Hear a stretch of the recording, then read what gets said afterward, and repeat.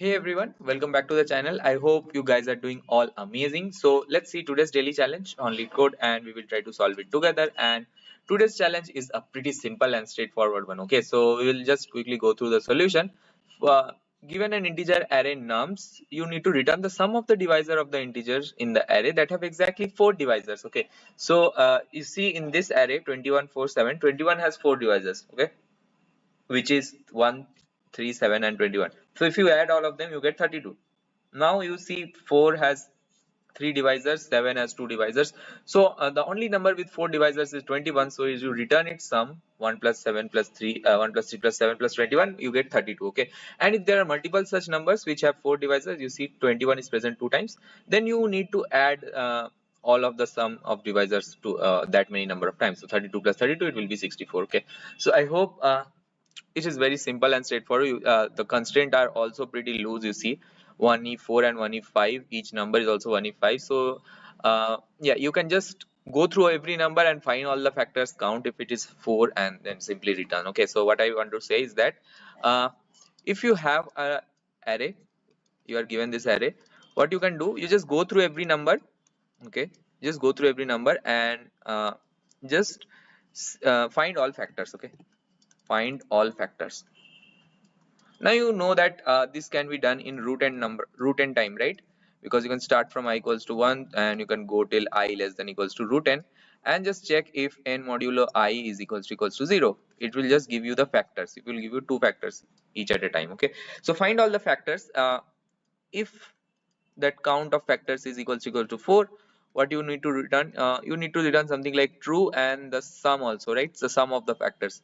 And if it is not, count is not 4, then you can simply return false, saying that hey, this number has more than or less than 4 factors and sum is let's say -1. We will never access the sum. Okay, and you can just add all the sums, and I hope this will be a very simple approach. Okay, and yeah, I guess this is a simple brute force. And yeah, the time complexity, if you consider the number of numbers is n, and each number if you consider to be m, in root m number of time you can find the time complexity. So n root m will be the time complexity. Okay, let's try to code this out and see how does it work. So let's try to just have one n, which will give you nothing but sums dot size. We always do it, and I have the answer also ready with me. Okay, so what will I do now is that I will just go through all the numbers. Okay, and I will just call one function. Okay, so I have a pair, let's say integer comma integer, which is nothing but the return value of our function. So our function takes the ith number and it just it returns you a pair. The first element in the pair tells you whether it is possible to have 4 divisors exactly in this number or not. So return arrow dot first if it is 4. Okay, so if it is not 4, like if it is true, right? If it is true, then what you can do, you can just add that sum to your answer. Okay, so return dot second, this will give you the sum. Okay, so you have it and you can simply return answer.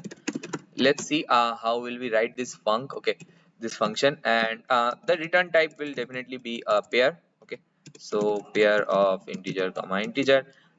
We have this function, we have an integer x, let's say, and we want to see the number of divisors of this. Okay, so yeah, so one thing we can have is the sum of divisors, which we need to calculate in case the sum is 4, and we will also have a running count of the number of unique divisors. Okay, so see what will happen is that I will go through I starting from I equals to 1, I into I less than equals to x, I plus plus. Okay, so once you have this, what you can do, if something like x modulo I, if it is you see that if it is equal to 0, then what you can do, see, let's have a number, let's say 21, right? And you see that when you reach 3, you see that 21 modulo 3 is equals to 0. So you get 2 factors, right? 3 and 21 by 3, that is 3 and 7. So you have 2 factors. So each number will give you 2 factors. So you might think at first that hey, why not, hey, why did I keep this count 0, 4. Okay, it will be 0. So you might think that, hey, at a time we are giving two factors, so just simply increment the count to 2. Okay, so but this may not be always correct. Okay, there may be duplicacy. So let's say you get a perfect square, right? 9. Okay, what are its factors? You know, its factors are only 3, 1, 3, 9. So when you reach 3, you see that, hey, 3 and 9 modulo 3 will be two different factors, and you get the same factors again. Okay, so you must make sure that they are not the same also. So at first you just increment count once. Okay, so you just increment count once and add that to your answer. Okay, add this I to your answer, and if you see that if I is not equals to x by I, then you can go ahead with doing something like count plus plus again and sum plus equals to x by I. Okay, so yeah, you got it, I guess. And once you have this with you, at any point if you see your count is exceeding 4, you can simply return something like, hey, return false comma minus 1. Okay, and if you see at the end the count is something like 4, exactly 4, then you can return true and as well as the sum, right? So yeah, that is very simple. You can just return true as well as the sum. So yeah, you have this. And see, if count greater than 4 was there, so it would have written false here. If count exactly 4 is there, it would have written true here. Now what if it is less than 4? That is the default value which you can return again, false comma minus 1. Okay, I hope this is very simple. Okay, and there should be no difficulty in this. Let's try to run this and check if we did correct or some debugging we need to do. So you see, yeah, this is nums and not sums. So if you try to run this and then check, you see we have the accepted thing. Let's try to submit it for all cases and see if it works just fine. I hope it should work just fine, and we get also a decent runtime complexity.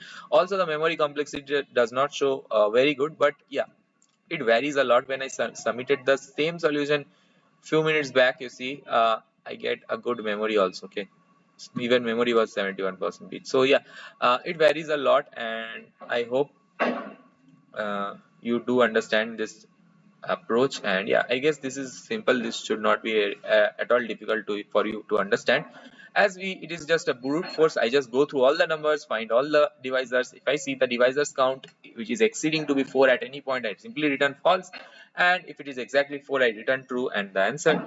And if it is less than 4, we return false comma minus 1. So yeah, that's all. I guess that's all for this video. I will meet you in the next video. Till then, thanks a lot.